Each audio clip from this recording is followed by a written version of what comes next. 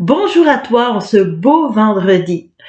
Nous sommes à la fin de cette année B et comme à la fin de chaque année depuis le Christ roi, depuis la fête du Christ roi, nous parcourons des textes qui nous font peut-être peur un petit peu.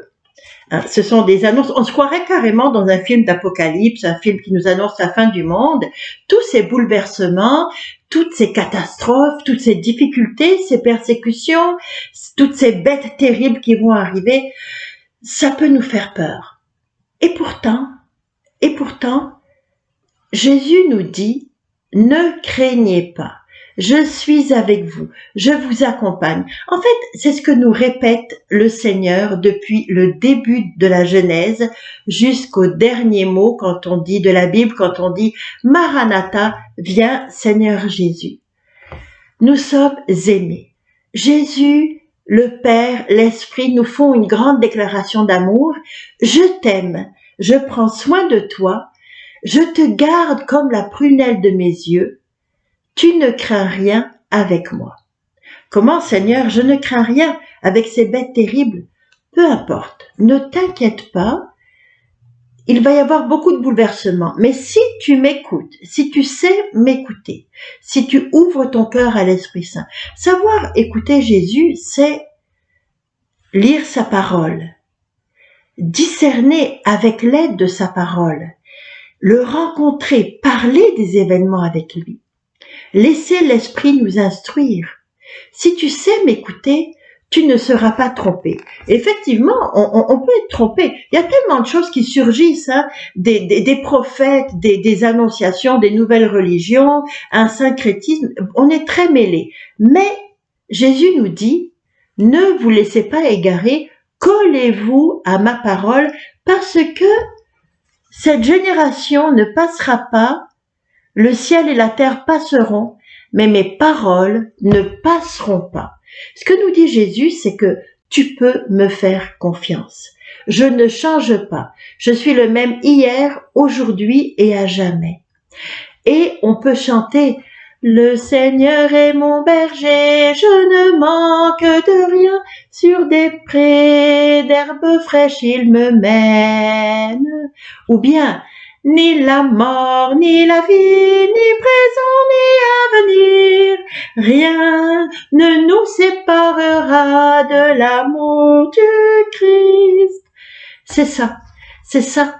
Et as-tu remarqué comment, à travers tous ces textes qui nous parlent de tant de bouleversements, il revient à chaque psaume cet hymne de louange des 3 enfants dans la fournaise, cet hymne de louange qu'a repris saint François.